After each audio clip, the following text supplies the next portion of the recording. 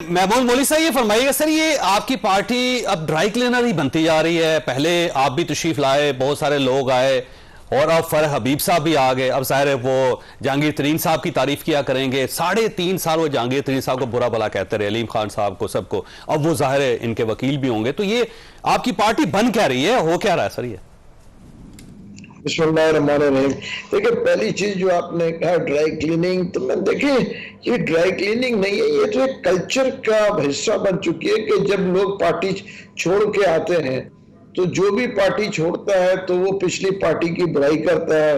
लेकिन जैसे जो भी हुकूमत से जाता है जो है वो एस्टेब्लिशमेंट की बुराई करता है, जब हुकूमत में आता है तो एस्टेब्लिशमेंट की तारीफ करता है। ये तो हमारे पाकिस्तानी कल्चर का हिस्सा बन चुकी है। आप देखें ना, आप बात कर रहे हैं, क्या नवाज शरीफ साहब जो एस्टेब्लिशमेंट को बुरा भला नहीं कहते थे? क्या आसिफ अली जरदारी साहब एस्टेब्लिशमेंट को बुरा भला नहीं कहते थे? इमरान खान जो थे उन्होंने उन दोनों से एक हाथ आगे गए, वो दस्ते गिरेबान होने की कोशिश की, तो इसलिए उनका नतीजा ये हुआ। तो ये जो कहना कि जी ड्राई क्लीनिंग, तुम देखिए एक चीज है, कल्चरल है। अगर वो छोड़ के आएंगे, आज उनको नजर आ रहा है कि जी जो नई पार्टी बनी है वो उसको कोई ना कोई मकाम मिलेगा और इलेक्शन में उनकी एक पोजीशन स्ट्रांग होगी, तो लोग आएंगे। और जब लोगों को पता है फरह हबीब साहब को आप में फ्यूचर नजर आ रहा है अपना, उन्हें महसूस हो रहा है कि ये वो पार्टी है जो मुझे एक बार फिर एमएनए और मिनिस्टर बना देगी। बिल्कुल, मेरे ख्याल से जो भी लोग आ रहे हैं उनको कुछ तो नजर आ रहा है ना। देखिए, अगर कोई चीज नजर नहीं आ रहा होता तो कोई पार्टी में नहीं आता। देखिए ना, हमने जब ये मैंने जो या हमने मिलकर ये पार्टी जब बनाई थी, मैं सिंध को देख रहा हूँ, जहांगीर तरीन साहब और अलीम खान साहब जो है पूरे ओवरऑल देख रहे हैं, तो इसमें बहुत से लोग आए। अली जैदी साहब आए, उन्होंने फिर ज्वाइन नहीं किया। देखिए ना, बहुत से लोग आते हैं वो ज्वाइन नहीं करते। ये तो अपनी अपनी सोच है।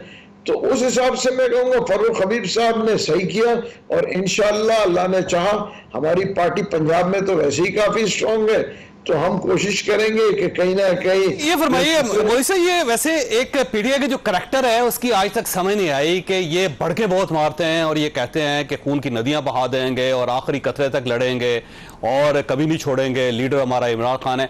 लेकिन जब इनको गिरफ्तार किया जाता है या ये घर से गायब होते हैं, क्योंकि अपनी मर्जी से चले जाते हैं ना ये, तो जब ये अपनी मर्जी से चले जाते हैं तो एक हफ्ता नहीं निकालते सर, आखिर वजह क्या है इसकी?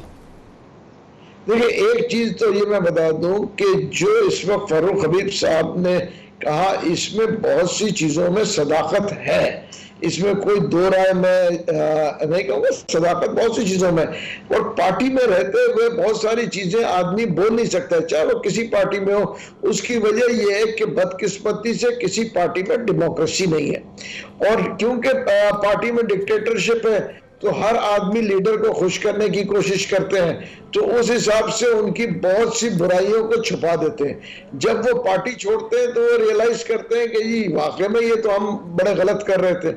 ये भी एक जो है इशू है। जी ठीक।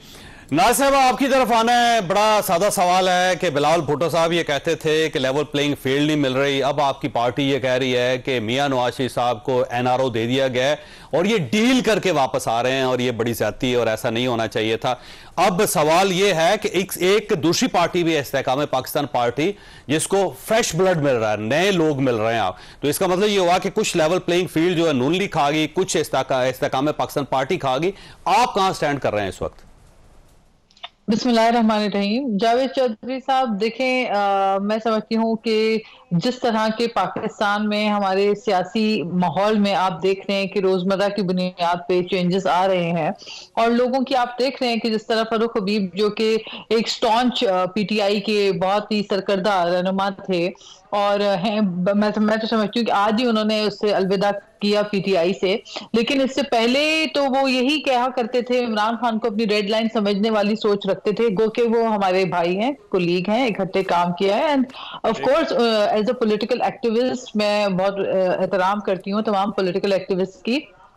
लेकिन मैं समझती हूँ कि एकदम से जिस तरह तहरीक इस्तेकाम के अंदर जो है वो कश्ती में जिस तरह से लोग आ रहे हैं, ये हमने पहले भी देखा है, पीएसपी में भी लोग गए थे और फिर उसके बाद आपने देखा कि क्या हुआ। ये तो वोट की बात होती है, जब इलेक्शंस होंगे, जब वोटर टर्नआउट निकलेगा, अवाम बाहर निकलेगी, किस सियासी जमात पे अवाम एतमाद करती है, वैसे सबसे किसने अवाम को ज्यादा डिलीवर किया है। जो पार्टीज बनी है वो पाकिस्तान पीपल्स पार्टी के अंदर से बनी है। आप अंदाजा नहीं कर सकती कोई ABCD-Z तक पार्टीज बनी है, लेकिन जाहिर है इसके बावजूद पाकिस्तान पीपल्स पार्टी ने सर्वाइव किया।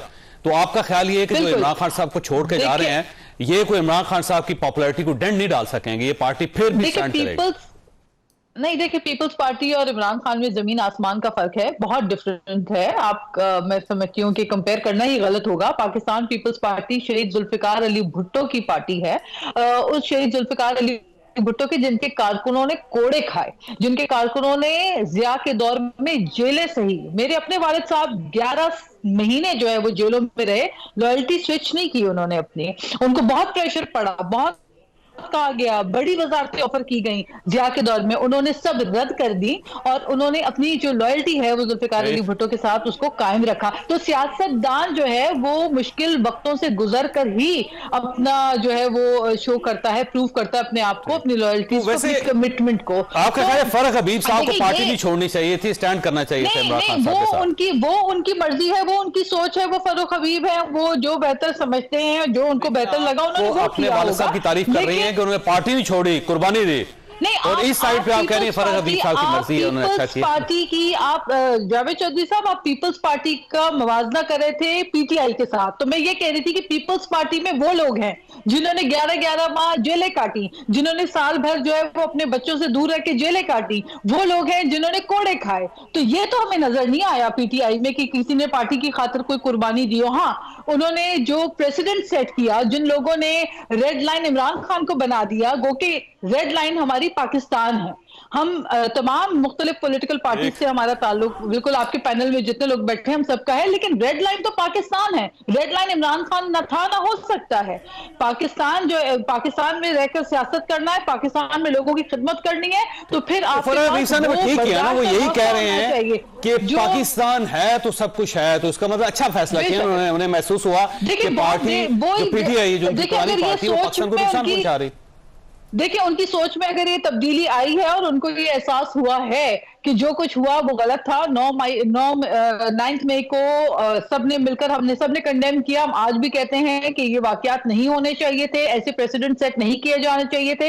ये वो हरबे हैं जो दुश्मन को खुश करने वाले मामलात हैं कि आप कोर कमांडर हाउस के अंदर घुस जाएं, आप इंस्टॉलेशन के ऊपर अटैक करें। सितंबर के आखिर तक, जब तक वो 29 सितंबर को गिरफ्तार है, उससे पहले तक इमरान खान साहब को कह रहे हैं कि जो ये कर रहे हैं ठीक कर रहे हैं, जो पार्टी कर रही है ठीक कर रही है। उस वक्त 9 मई या 10 मई का सोच नहीं था। मुझे डॉक्टर साहब ये आज उन्होंने जिक्र किया फरक हबीब साहब ने कि जब 9 मई का वाकया हुआ था, रुकिएगा, जब मैं 9 मई का वाकया हुआ तो मैं आराम कर रहा था घर पे, वो कहते बीमार था, दवाई लेके। अच्छा, उसी दिन जबकि इन्होंने गाड़ी के अंदर बैठ के एक मैसेज दिया था कि जितने वर्कर्स हैं वो बाहर निकलें और आज एक हकीकी आज़ादी का दिन है, और बाकायदा प्रवोक किया लोगों को। तो अब वो क्लिप भी हम दिखा रहे हैं और आज का क्लिप भी, उससे आप अंदाजा लगाएं कि किन लोगों के साथ फिरते रहे आप, करैक्टर क्या था पार्टी के लोगों का।